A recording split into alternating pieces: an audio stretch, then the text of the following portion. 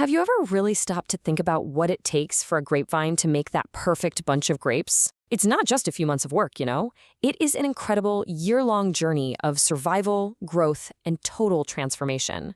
So let's dive in and uncover the secret life of the vine. Yeah, we all recognize this part, right? The beautiful end result, a rich, delicious glass of wine. It's the destination. It's what it's all about. But where does a story like this actually begin?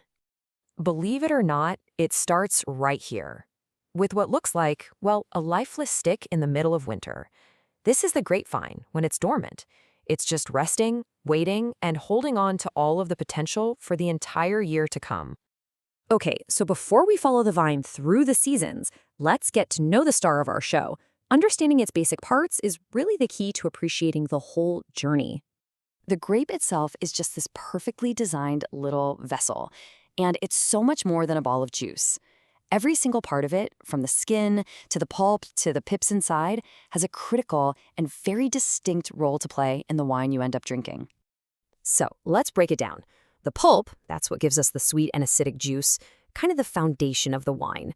But the skin, oh man, the skin is where so much of the character comes from.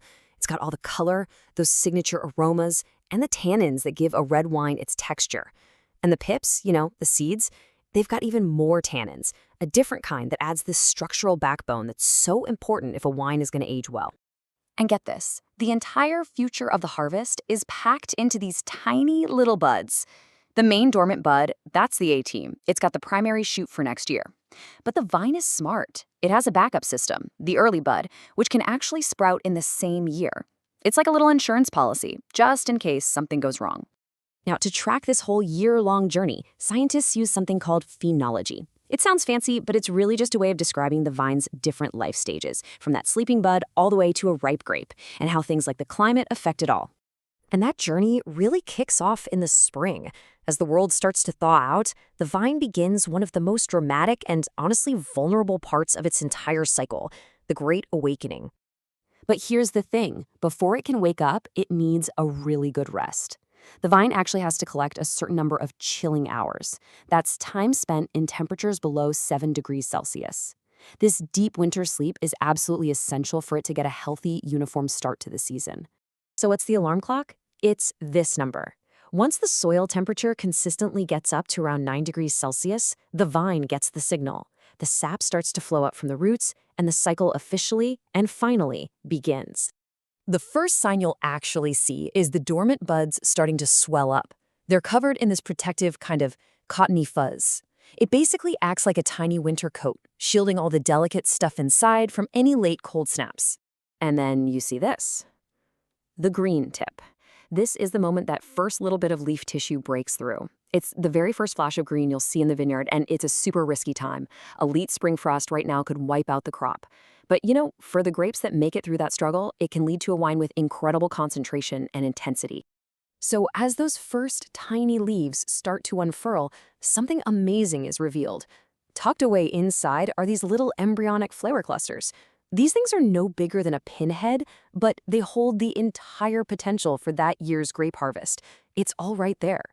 So we go from that really delicate start in spring right into the powerhouse of the season. Summer is the main event.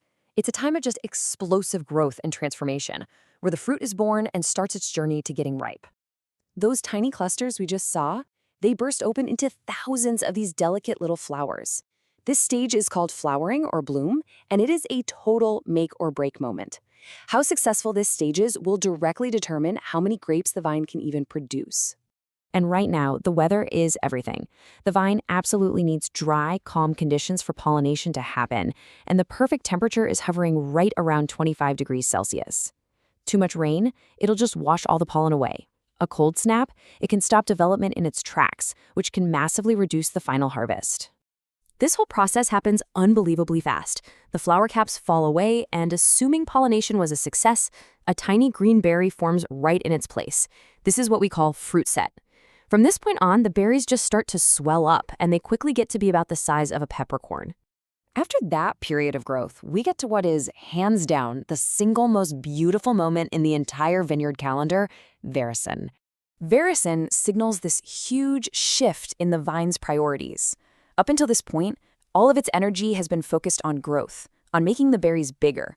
But now, the vine totally switches gears. It stops growing and pours all of its resources into ripening, pumping sugars into the berries, and for the red grapes, starting that beautiful color change from green to deep purple. As that intense summer heat starts to fade, the vine enters its final chapter for the year. It's a race to the finish line, and it's followed by a very well-earned rest. Throughout the late summer and early autumn, the vine is just in overdrive, fine-tuning the chemistry inside every single grape. The sugars go up, the acids come down, and it creates this perfect balance of flavor that tells the winemaker, okay, it's finally time for the harvest. Once the fruit is gone, the vine's work for the year is done. It starts to shut itself down, pulling all the nutrients back into the woody parts for storage.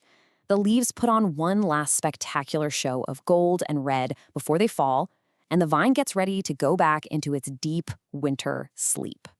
And just like that, we've come full circle.